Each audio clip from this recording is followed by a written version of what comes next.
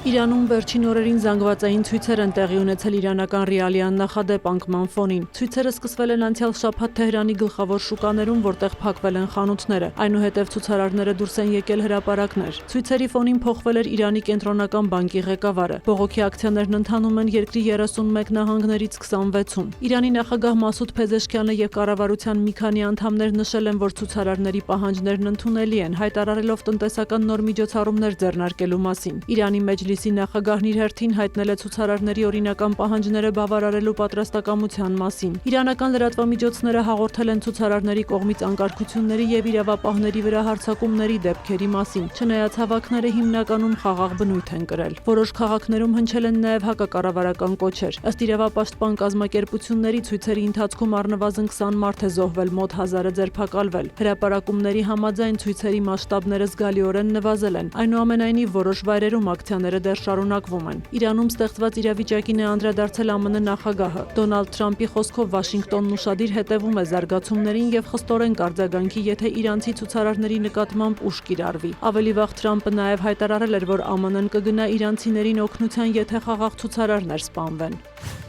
Նախագահ Դոնալդ Թրամփը հերթական անգամ հայտարարել է, որ Գրենլանդիան ԱՄՆ-ին հարկավոր է ազգային անվտանգության տեսանկյունից հաշվի առնելով դրա ռազմավարական նշանակությունը։ Այժմ Գրենլանդիայի շուրջ ռուսական եւ չինական նավեր են, ասել է Թրամփը։ Նրա կարծիքով Եվրոպական միության շահերից եւս բխում է, որ Գրենլանդիան անցնի Միացյալ Նահանգների տիրապետության տակ։ Դանիայի վարչապետ Մետե Ֆրեդերիկսենն արձագանքելով Թրամփի հայտարարությանը հիշեցրել է, որ կղզին Դանիայի թագավորության մաս է։ Նա կոչ է արել Միացյալ Նահանգներին դադարեցնել սպառնալիքները։ Դանիայի թագավորությունը եւ հետեւաբար Գրենլանդիան ՆԱՏՕ-ի մաս է կազմում եւ դաշինքի անվտանգության երաշխիքների տակ գտնվում, նշել է Ֆրեդերիկսենը։ Գրենլանդիայի վարչապետ Յենս Ֆրեդերիկ Նիլսենն իր հերթին Թրամփի հայտարարությունը լիովին անընդունելի է որակել, հիշեցնելով, որ Գրենլանդիան տասնամյակներ շարունակ եղել է ԱՄՆ-ի հավատարիմ բարեկամը։ Գերմանիայի արտգործնախարար Յոհան Վադեֆուլն իր հերթին հայտարարել է, որ եթե հարկ լինի ուժեղացնել Գրենլանդիայի պաշտպանությունը, ապա այդ հարցը կքննարկվի ՆԱՏՕ-ի շրջանակում։ Ֆինլանդիան եւ Նորվեգիան Գրենլանդիայի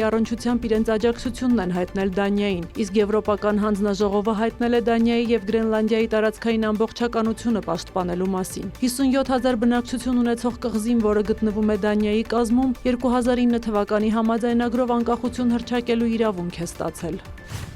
Ուկրաինայի նախագահի աշխատակազմում որոշ վերադասավորումներ են տեղի ունեցել։ Սերգեյ Կիսլիցան, որը զբաղեցնում էր արտաքին գործերի փոխնախարարի պաշտոնը, նշանակվել է նախագահի գրասենյակի ղեկավարի առաջին տեղակալ։ Ուկրաինայի նախագահի գրասենյակի ղեկավար է նշանակվել ուկրաինական հետախուզության ղեկավար Կիրիլ Բուդանովը։ Այս պաշտոնում նա փոխարինում է Անդրեյ Երմակին, որը հեռացվել է կոռուպցիոն սկանդալի ֆոնին։ Իսկ տնտեսական զարգացման հարցերով իր խորհրդականի պաշտոնում նախագահ Վոլոդիմիր Զելենսկին նշանակել է Կանադայի նախկին փոխվարչապետ Քրիստիա Ֆրիլանդին։ Անվտանգության ծառայության ղեկավարի պաշտոնում Վասիլ Մալյուկին փոխարինել է Եվգենի Խմարան, որը 2023 թվականին ղեկավարել է Զմեյինի կղզու ազատագրման հատուկ գործողությունը։ Սյուզաննա Չրաղյան, լուրեր։